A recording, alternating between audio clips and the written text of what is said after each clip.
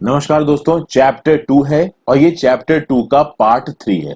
Part 3 में हम लोग क्या देखने वाले हैं? पहले तो सबसे पहले पार्ट में हम लोगों ने हिमालयस के बारे में इंफॉर्मेशन देखी। सेकंड पार्ट में हमने बात की नॉर्दर्न प्लेन्स के बारे में।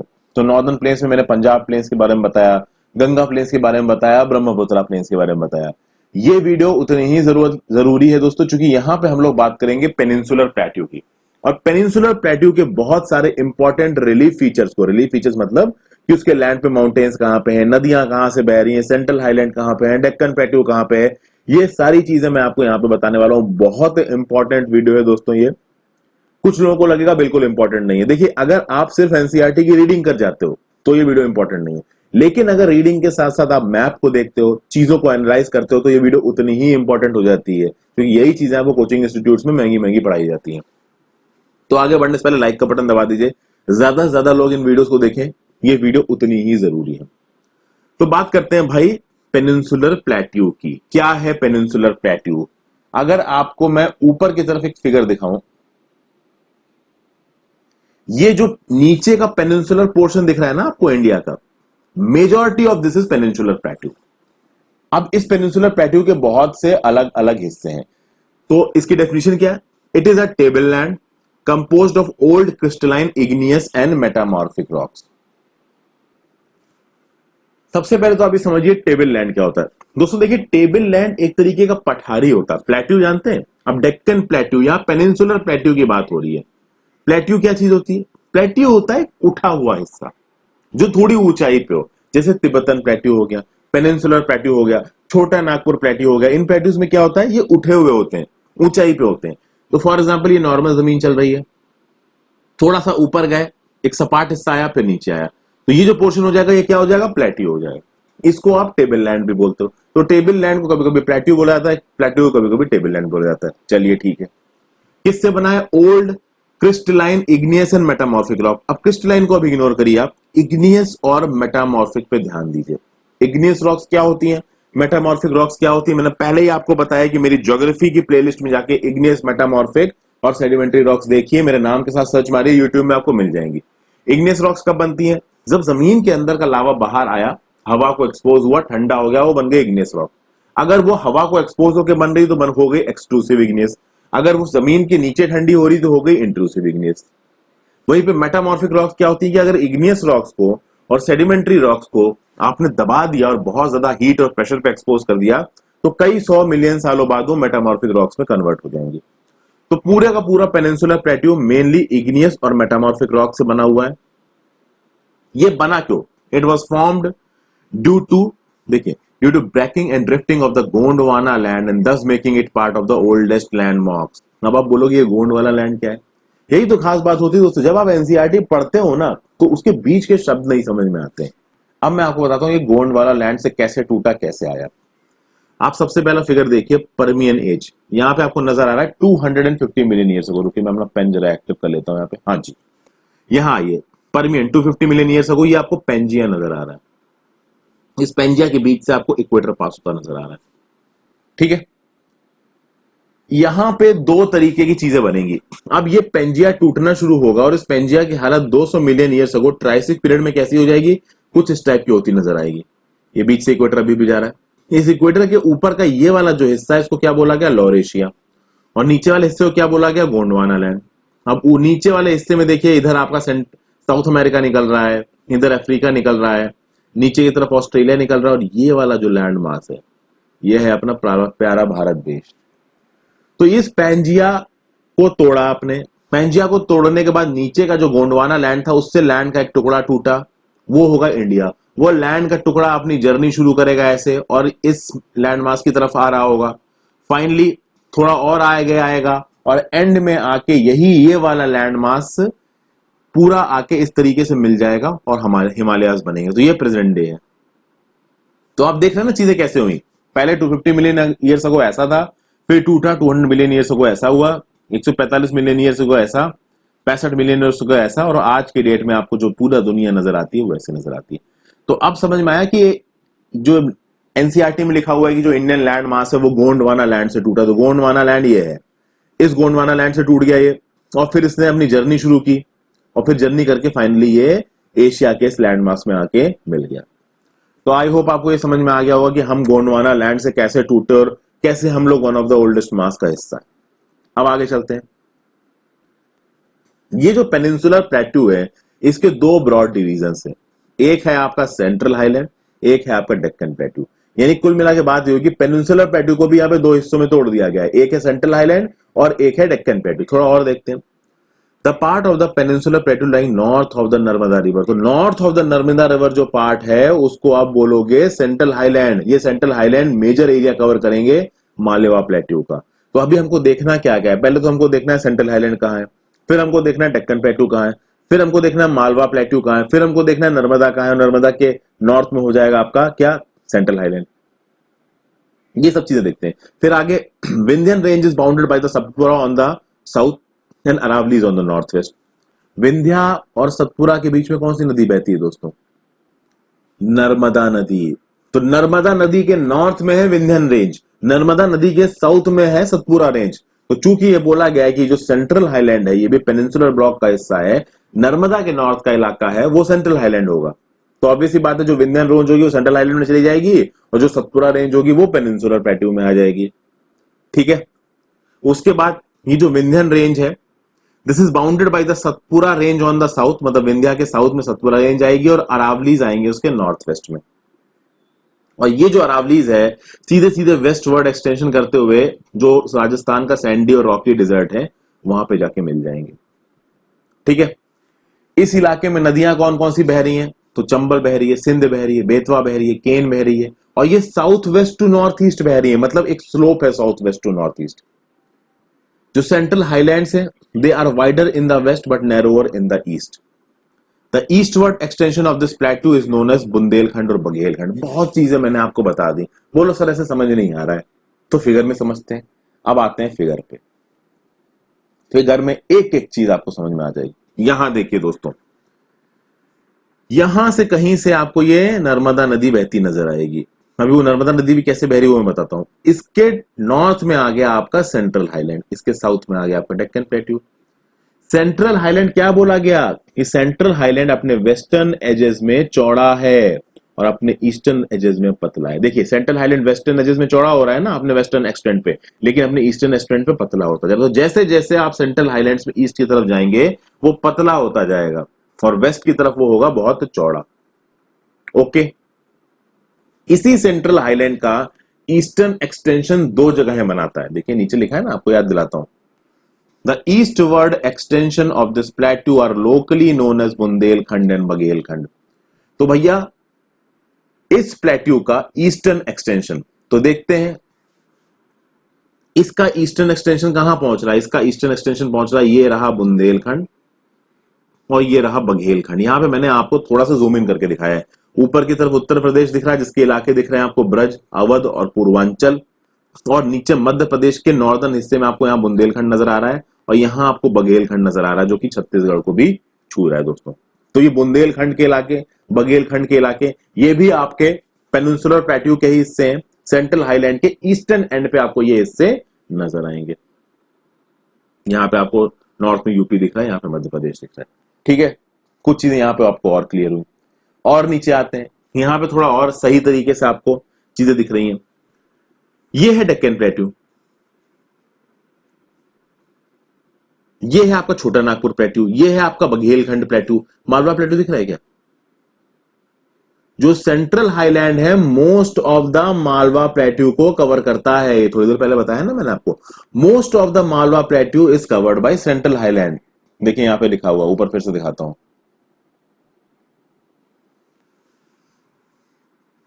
The part of the peninsular plateau lying to the north of the Narmada River covering a major area of Malwa Plateau is known as Central Highland. तो most of the Malwa Plateau को कौन cover कर रहा है? Central Highland cover कर रहा है। Malwa Plateau आपको ये नजर आ रहा है। This is basically the Malwa Plateau. Okay? थोड़ा नीचे आते हैं। बहुत सारे फिगर्स मैंने आपको यहाँ पे जोड़े हैं दोस्तों, आपको चीजें समझाने के लिए। ये देखिए, इधर आपको विंध्यन माउंटेन रेंज नजर आ रही है, इधर आपको सतपुरा माउंटेन रेंज नजर आ रही है। इस विंध्या सतपुरा के बीच से ये बह रही नर्मदा। तो इस नर्मदा के जो नॉर्थ का इलाका है वो मोस्टली आपका है सेंट्रल हाईलैंड्स, और नीचे का इलाका हो गया आपका डेक्कन प्लेट्यू। और डेक्कन प्लेट्यू और सेंट्रल हाईलैंड्स मिलकर क्या बन गया, पेनिनसुलर प्लेट्यू। और यहां पे आपको आ रहा है नजर अरावली हिल्स। ओके,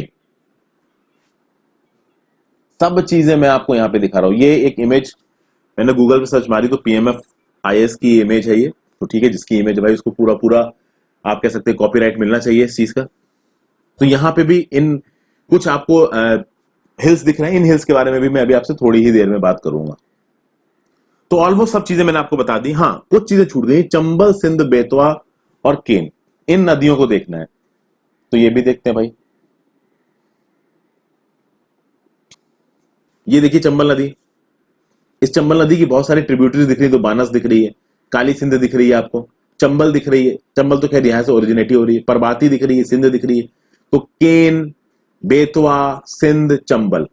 चंबल यमुना की ट्रिब्यूटरी है, सिंध भी आपको यहाँ पे यमुना से जुड़ती नजर आ रही है, बेतवा भी आपको यहाँ पे यमुना से जुड़ती नजर आ रही है, केन भी आपको यहाँ पे यमुना से जुड़ती हुई नजर आ रही है। तो ये सब यमुना की ट्रिब्यूटरीज है। डायरेक्शन देखिए, डायरेक्शन इन सारी नदियों का ऐसा है। इस डायरेक्शन का मतलब क्या हो गया, अगर इसको नॉर्थ मानिए, इसको साउथ मानिए, तो इसको ईस्ट मानिए, तो इसको वेस्ट मानिए। तो ये है साउथ वेस्ट डायरेक्शन। तो साउथ वेस्ट से नॉर्थ ईस्ट की तरफ जा रही है नदियां, साउथ वेस्ट से नॉर्थ ईस्ट की तरफ जा रही है, मतलब स्लोप इस तरफ है, यानी इधर ऊंचाई से निकली, इस तरफ ऊंचाई से निकली और इस तरफ जाने लगी। तो स्लोप भी आपको दिख रहा है कि यहाँ पे लैंड मास का स्लोप किस तरफ है, क्योंकि जिस तरफ स्लोप होगा नदियां उस तरफ बहेंगी। तो यहां जितनी चीजें मिल रही थी दोस्तों मैंने आपको सारी समझाई। नर्मदा नदी की भी आपको लोकेशन दिखी, मालवा प्लेट्यू भी आपको नजर आया, विंध्यन रेंज, सतपुरा रेंज, फिर अरावली हिल्स, चंबल, सिंध, बेतवा, केन, सेंट्रल हाईलैंड्स, सब आपको यहां पे नजर आए, बघेलखंड, बुंदेलखंड। ठीक है, अब देखिए, Chota Nagpur plateau marks the further eastward extension drain by Damodar river. तो भैया हमारे पेनिनसुलर ब्लॉक का, हमारे पेनिनसुलर प्लेट्यू का जो ईस्टर्न एक्सटेंशन एक और है, जो कि है छोटा नागपुर प्लेट्यू, जिसपे दामोदर नदी बहती है। तो अब छोटा नागपुर प्लेट्यू देख लेते हैं कहां पे। ये रहा आपका छोटा Nagpur plateau, this is the eastern expansion of our peninsular block. तो आप देख रहे हो बहुत बड़ा हिस्सा हमारे देश का ये पेनिनसुलर ब्लॉक है, पेनिनसुलर प्लेट्यू, और इस पेनिनसुलर प्लेट्यू के अंदर भी छोटे छोटे बहुत से हिस्से। तो ये जो डेक्कन प्लेट्यू आपको ये पूरा नजर आया, this is a triangular landmark, दिख रहा है ना, ये ट्रायंगल ही तो है, this is in the shape of triangle. तो एक ट्रायंगुलर लैंडमार्क है that lies south of the river Narmada. अच्छा, एक और चीज, ये जो मैंने आपको ये बड़ी सी चीज बताई, ये पेनिनसुलर प्लेट्यू बताया, इसका एक छोटा सा हिस्सा है डेक्कन प्लेट्यू। इस पेनिनसुलर प्लेट्यू में यहां पे कहीं भी नर्मदा रह रही है, नर्मदा के नॉर्थ में हो गया सेंट्रल हाईलैंड, जिसके बारे में हमने देखा, नीचे हो गया डेक्कन प्लेट्यू। सबसे पहले वाले फिगर में आइए, यहां दिखेगा आपको,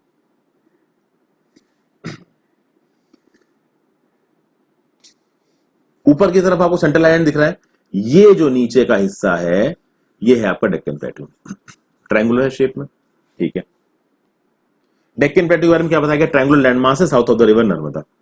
सतपुरा रेंज इसके नॉर्थ में पड़ती है, ये मैंने अभी आपको बताया। इसके इस डेक्कन प्लेट्यू का ईस्टर्न फ्लैंक कौन बनाते हैं, महादेव हिल्स, कैमूर हिल्स और मैकाल रेंज। अब हमको देखना पड़ेगा कि महादेव हिल्स, कैमूर हिल्स और मैकाल रेंज कहां पे है।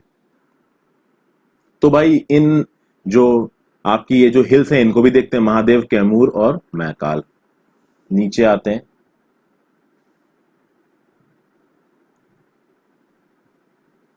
यहां देखिए महादेव हिल्स आपको कहां पे दिख रहे हैं, इस जगह पे कहीं पे हैं आपके महादेव हिल्स। ठीक है, इस जगह पे कहीं पे हैं आपके मैकाल हिल्स, और इस जगह कहीं पे हैं आपके कैमूर हिल्स। तो ये कैमूर हिल्स, ये मैकाल हिल्स और ये महादेव हिल्स, ये तीन हिल्स आपका क्या बनाते हैं, ईस्टर्न एक्सटेंशन बनाते हैं, किसका, डेक्कन प्लेट्यू का। ठीक है, तो इनको हमने लोकेट किया। फिर अच्छा, एक और काम करूंगा दोस्तों, यहां पे जितना हो सक रहा है मैं इमेज के साथ आपको चीजें दिखाने की कोशिश कर रहा हूं, बट ऑब्वियस ही बात है यहां पे एक लिमिट से ज्यादा दिखाना पॉसिबल नहीं है। तो बेटर ये रहेगा कि आप भी अपने सामने फिजिकल मैप खोल के बैठिए, और जो जो चीज मैं आपको मैप पे दिखा रहा हूं वो आप अपने एटलस के फिजिकल मैप में देखिए। एटलस तो आप सबके पास ही होगा अगर आप तैयारी कर रहे हैं, अगर आपने 12वीं कक्षा पढ़ी तो उसमें भी एटलस होता है, तो घरों में एटलस तो होता ही है, तो उसमें भी चीज देखिए। ठीक है, फिर एक चीज और इंपॉर्टेंट पॉइंट बताया गया कि जो डेक्कन प्लेट्यू है दोस्तों वो वेस्ट में ऊंचा है और ईस्ट में आपका नीचे की तरफ स्लोप करता है। तो अगर वो वेस्ट में ऊंचा है और ईस्ट में नीचे की तरफ स्लोप कर रहा है, तो जो भी नदियां हैं वो ईस्ट की तरफ बहेंगी। इसमें तो कोई बड़ा लॉजिक है ही नहीं। तो चूंकि डेक्कन प्लेट्यू का स्लोप ही आपका टिल्ट करता है ईस्ट की तरफ, इसलिए सारी नदियां ज्यादातर ईस्ट की तरफ आती हैं। ओके, फिर इसी प्लेट्यू का एक्सटेंशन देते हैं नॉर्थ ईस्ट में। नॉर्थ ईस्ट में भी हमारे डेक्कन प्लेट्यू का एक्सटेंशन है, जो कि आपको मेघालय प्लेट्यू की फॉर्म में नजर आएगा, जिसको शिलोंग प्लेट्यू भी बोलते हैं। कार्बी एंगलोंग प्लेट्यू के फॉर्म में समझ में आएगा, और नॉर्दर्न चचार हिल्स में समझ में आएगा। कार्बी एंगलोंग प्लेट्यू आपका जो कार्बी एंगलोंग डिस्ट्रिक्ट है दोस्तों आपकी, उसके आसपास पड़ता है। मेघालय प्लेट्यू को आप शिलोंग प्लेट्यू भी बोलते हो। चलो इसको भी ढूंढते हैं कहां पे है ये देखिए शिलोंग प्लेट्यू तो आपको यहीं नजर आ रहा है, इसको आप मेघालय प्लेट्यू भी बोलते हो। उसके थोड़ा अगर आप ईस्ट में जाते हो तो यहां पे कार्बी, ये वाला ये इलाका और ये इलाका है कार्बी एंगलोंग, इसको कार्बी एंगलोंग डिस्ट्रिक्ट बोलते हो। और इसके आसपास का जो इलाका है उसको आप कार्बी एंगलोंग प्लेट्यू भी बोलते हो। ठीक है, तो ये जो कार्बी एंगलोंग प्लेट्यू हो गया, आपका मेघालय प्लेट्यू हो गया, ये नॉर्दर्न चचार हिल्स। अब आपकी रिस्पॉन्सिबिलिटी है कि आप खुद जाके ये नॉर्थ चचार हिल्स ढूंढिए, कुछ तो खुद भी करिए दोस्तों, ठीक है ना। तो ये सब आपके एक्सटेंशन है किसके, डेक्कन प्लेट्यू के। डेक्कन प्लेट्यू का ईस्टर्न एक्सटेंशन क्या था, जो पूरा पेनिनसुलर प्लेट्यू उसका ईस्टर्न ब्लॉक था आपका छोटा नागपुर प्लेट्यू। उस पोटेंशियल प्लेट्यू में आपका डेक्कन प्लेट्यू भी आ रहा है, सेंट्रल हाईलैंड्स भी आ रहे हैं। ओके, अब देखिए ये जो आपका नॉर्थ ईस्ट में मेघालय प्लेट्यू है, कार्बी एंगलोंग प्लेट्यू है, ये छोटा नागपुर प्लेट्यू से फॉल्ट से सेपरेटेड है। तो there is a fault between north eastern plateaus and Chota Nagpur plateau. इस फॉल्ट को अगर हम लोग फिगर में देखें, तो इस फिगर में देखिए तो यहां पे ये छोटा नागपुर प्लेट्यू है और यहां पे ये नॉर्थ ईस्ट वाले प्लेट्यूज नजर आ रहे हैं। इसके बीच में एक फॉल्ट का रीजन है, ये फॉल्ट टेक्टोनिक रीजंस की वजह से बना है। इसको मैं आपको आगे जब जैसे जैसे ज्योग्राफी में आगे पढ़ेंगे वो भी बताऊंगा मैं।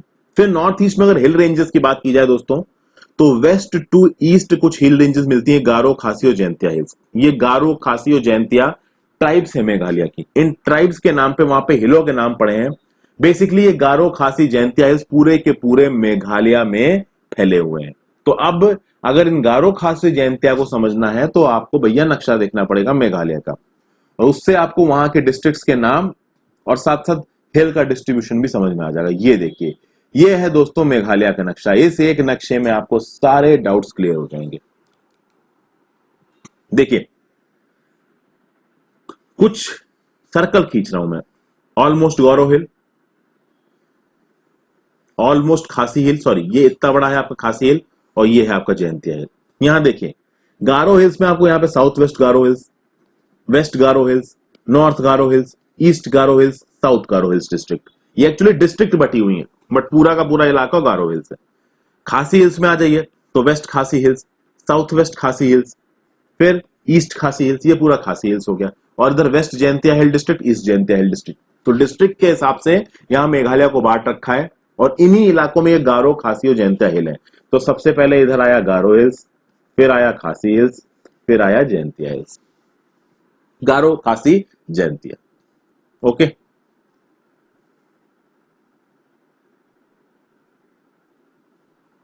इस फिगर में देखिए गारो, खासी, जयंतिया नजर आ रहे हैं आपको तीनों, ठीक है।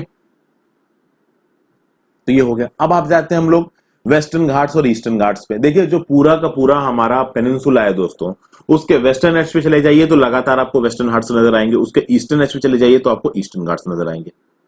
अगर आप वेस्टर्न घाट्स की बात करोगे, वेस्टर्न कोस्ट के पैरेलल है, उस वो ज्यादातर कंटिन्यूअस है, उनके बीच में ज्यादा पासेस नहीं है।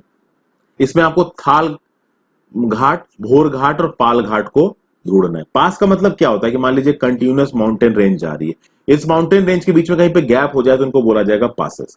तो अगर आप वेस्टर्न घाट्स रेंज को देखोगे, वेस्टर्न घाट्स रेंज बहुत कंटिन्यूअस है, इनके बीच में ज्यादा गैप्स नहीं है। वहीं पे ईस्टर्न घाट्स के बीच में बहुत सारे गैप्स हैं। अब जब हमने बात की है किसकी, थाल, भोर और पाल घाट की, तो ये भी देखते हैं दोस्तों। नीचे आते हैं, ये रेड में आपको पूरी की पूरी वेस्टर्न घाट्स की रेंज दिख जाएगी। यहां देखिए एक छोटा सा पास नजर आ रहा है जिसको थाल घाट बोला जाता है। यहां एक पास नजर आ रहा है जिसको भोर घाट बोला जाता है, और एक पास यहां है जिसको पाल घाट बोला जाता है। आपका काम यह है कि पता करिए थाल घाट कौन से स्टेट में, भोर घाट कौन से स्टेट में, पाल घाट कौन से स्टेट में, और किन चीजों के लिए इन पासेस को इस्तेमाल किया जाता है, इनका सिग्निफिकेंस क्या है, हिस्टोरिकल सिग्निफिकेंस, इसको खुद ढूंढने की कोशिश कीजिए। जैसे जैसे वीडियो आगे बढ़ेगी मैं आपको बताऊंगा। देखिए एनसीईआरटी किताब में ज्यादा डिटेल इमेजेस दे नहीं रखी, लेकिन मैं फिर भी इमेजेस के पर्सपेक्टिव से आपको चीजें बिल्कुल डिटेल में बताना चाहता हूं। देखिए जब मैं एनसीईआरटी ज्योग्राफी खत्म करूंगा ना, उसके साथ जो मैं एडिशनल इन्फॉर्मेशन आपको बताऊंगा ना, आप बिल्कुल पूरी तरीके से तैयार हो जाओगे एग्जाम के लिए, कुछ आपको और देखने की जरूरत पड़ेगी ही नहीं। अब यहाँ पे देखिए कुछ इंपॉर्टेंट पीक्स भी दिख रही है। यहाँ पे डोडा बेटा पीक दिख रही है आपको, यहाँ पे अनाउमुडी पीक दिख रही है। ये अनाउमुडी पीक है आपकी 2695 मीटर, डोडा बेटा 2637 मीटर। अभी ये डोडा बेटा और अनाउमुडी पीक का भी जिक्र आएगा आगे। अच्छा, वेस्टर्न घाट्स के एलिवेशन की बात की जाए तो वेस्टर्न घाट्स ईस्टर्न घाट से ज्यादा ऊंचे हैं। अगर आप एलिवेशन देखोगे, average elevation of western Ghats, तो वो लाई करता है 900 मीटर से 1600 मीटर के बीच में। वहीं पे ईस्टर्न घाट्स का एलिवेशन अगर आप देखते हैं तो वो है 600 मीटर लमसम। ईस्टर्न घाट स्ट्रेच करते हैं आपके महानदी वैली से लेके नीलगिरीज इन द साउथ तक। तो from Mahanadi to Nilgiris in the south, ये है आपके ईस्टर्न घाट्स।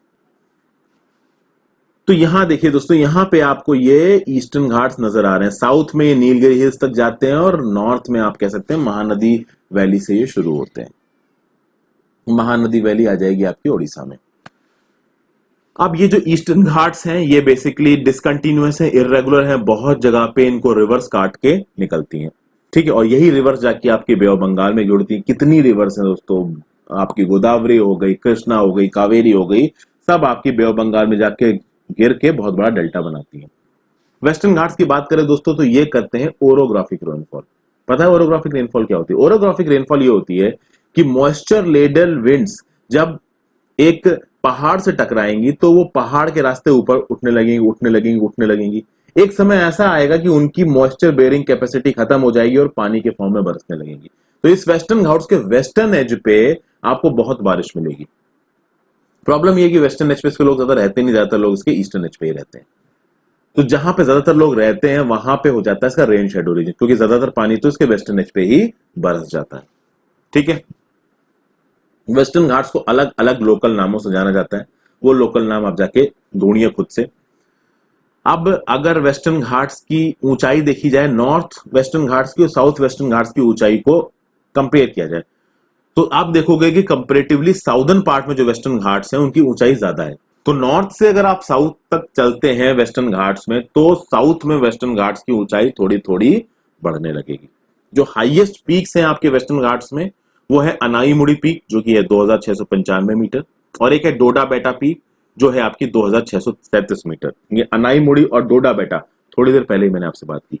ईस्टर्न घाट्स की सबसे ऊंची पीक कौन सी है? आपकी है महेंद्रगिरी पीक, 1501 मीटर उसकी ऊंचाई है। अब कुछ इंपॉर्टेंट हिल्स के बारे में बात करते हैं। देखिए Shevaroy hills, Javadi hills are located to the south east of eastern Ghats. तो ईस्टर्न घाट्स के साउथ ईस्ट में लोकेटेड है शिवराई हिल्स और जवाड़ी हिल्स। तो भैया शिवराई हिल्स और जवाड़ी हिल्स को एक बार फिगर में देखते हैं। हम तो फिगर के साथ एनालिसिस कर रहे हैं भाई। देखिए ये रहे जवाड़ी हिल्स यहां पे कहीं पे, और ये रहे शिवराई हिल्स यहां पे कहीं पे, जवाड़ी और शिवराई, ठीक है। तो आप कह सकते हैं ये भी आपके ईस्टर्न घाट्स में लोकेटेड है। यहाँ पे कुछ पॉपुलर हिल स्टेशन है, ऊटी, कोडाईकनाल, उडगमंडलम, ये आप खुद ढूंढ सकते हैं, बहुत आसान है, गूगल पे सर्च मारिए मैप के साथ आपको इनकी इमेजेस मिल जाएंगी। जो सबसे खास बात है हमारे पेनिनसुलर प्लेट्यू की वो है उसका ब्लैक सॉइल एरिया, जिसको आप बोलते हो डेक्कन ट्रैप। ये वोल्केनिक ओरिजिन का है। यहाँ पे जो ज्यादातर चट्टाने हैं वो इग्नियस है। ये जो चट्टाने हैं इनका डेन्यूडेशन हुआ है ओवर टाइम, जिसकी वजह से ब्लैक सॉइल बना है, ठीक है। फिर यहाँ पे बात की जा रही है Aravalli hills on the western and north western margin. Aravalli hills मैं आपको पहले दिखा चुका हूं। ये अरावली हिल्स वेस्टर्न और नॉर्थ वेस्टर्न मार्जिन पे मिलते हैं पेनिनसुलर प्लेटियो के। बहुत हाईली इरोडेड हिल्स हैं, ब्रोकन हिल्स के फॉर्म में मिलते हैं। They extend from Gujarat to Delhi. Gujarat to Delhi extend करते हैं ना, south west to north east direction, कुछ ऐसे। तो यहां होगा गुजरात और यहां होगा दिल्ली। मेन चीज आते हैं हम इस डेक्कन ट्रैप के बारे में। डेक्कन ट्रैप क्या है दोस्तों, ये कैसे बना? यहां पे आपको पुराने फिगर पे लेके जाता हूं। यहां मैंने आपको बताया ये इंडियन पेनिनसुला, ये जो इंडियन मास था वो टूट गया आपका गोंडवाना लैंड से, और इसने अपनी नॉर्थवर्ड जर्नी शुरू की। अब ये जा रहा है। इसी नॉर्थवर्ड जर्नी के दौरान दोस्तों ये एक बहुत ही वॉल्केनिक एक्टिव रीजन से गुजरा, और जब वो उस वॉल्केनिक एक्टिव रीजन से गुजरा तो नीचे की तरफ से बहुत सारा मोल्टन लावा एमिट हुआ। वो मोल्टन लावा यहाँ पे इग्नियस रॉक्स के फॉर्म में जमा हो गया। पता है वो कौन से इलाके में जमा हुआ है? वो आपके इस इलाके में जमा हुआ है, जो पूरा रेड रंग का इलाका दिख रहा है आपको, यहां जमा हुआ है। और यहां पे बन गए इग्नियस रॉक। अब सालों मिलियंस ऑफ ईयर से इन इग्नियस रॉक्स का इरोजन हो रहा है, डेन्यूडेशन हो रहा है। उस इरोजन के चलते बहुत सारे पार्टिकल्स इनसे अलग होकर इतने बड़े इलाके में इकट्ठा हो गए हैं। उन पार्टिकल्स को पता है क्या बोला जाता है? Black soil. समझ गए? तो ब्लैक सॉइल, इसी को आप ब्लैक कॉटन सॉइल भी बोलते हैं, क्योंकि कॉटन की खेती इसमें बहुत होती है। तो ये डेक्कन ट्रैप बना। डेक्कन ट्रैप मतलब वो इलाका कि जब वो इंडियन लैंडमास नॉर्थ की तरफ मूव कर रहा था, वो एक टेक्टोनिकली एक्टिव रीजन से निकला, बहुत सारा लावा का एरप्शन हुआ। उस लावा के एरप्शन के चलते इग्नियस रॉक बनी, क्योंकि जब लावा ठंडा होता है बाहर के सरफेस पे तो इग्नियस रॉक बनती है। उस इग्नियस रॉक्स का विंड ने इरोजन किया, वाटर ने इरोजन किया, जिसके चलते बहुत सारे पार्टिकल उससे अलग हो गए और वो पार्टिकल सालों में रिस रिस के ब्लैक सॉइल में कन्वर्ट हो गए। इस ब्लैक सॉइल में कॉटन की जबरदस्त खेती होती है। तो सारी चीजें मैंने आपको फिगर के साथ इंक्लूडिंग अरावली हिल्स समझा दी हैं। अगर आपको याद ना हो तो मैं फिर से आपको अरावली हिल्स यहां दिखा देता हूं। ये आपको दिख रहे हैं आपके अरावली हिल्स, गुजरात से शुरू हो रहे हैं और जा रहे हैं कहां तक? दिल्ली तक जा रहे हैं। क्या एनसीईआरटी की किताब वाले मैप में ये अरावली हिल्स दे रखे हैं क्या? देख लेते हैं भाई, एक मैप इसमें तो नहीं दिए हुए हैं, इसमें दे रखे हैं। देखिए ये रही अरावली रेंज, यहां से शुरू हुई और यहां तक गई, ऑलमोस्ट गुजरात से शुरू हो रही है और दिल्ली तक जा रही है दोस्तों। तो ये था पूरा एनालिसिस वीडियो का। अगले वीडियो में हम लोग कहां पहुंचेंगे देखते हैं भाई। अगले वीडियो में बातचीत होगी हमारे इंडियन डिजर्ट के बारे में, कोस्टल प्लेन्स के बारे में और आइलैंड्स के बारे में। देखिए काफी डिटेल में मैं चीजें आपको पढ़ा रहा हूं, तो आप अंडरस्टैंडेबल है कि आप समझ सकते हैं कि मैं सिर्फ जो एनसीईआरटी में लिखा हूं वो नहीं पढ़ा रहा हूं। इसलिए मैं बार बार कहता हूं कि मेरी एनसीईआरटी को इग्नोर मत करिए। लोग ओवर स्मार्ट बन जाते हैं, सोचते हैं एनसीईआरटी तो हमको आती है। एनसीईआरटी में क्या है? तो हलवा किताब है, हलवा नहीं है। ठीक है।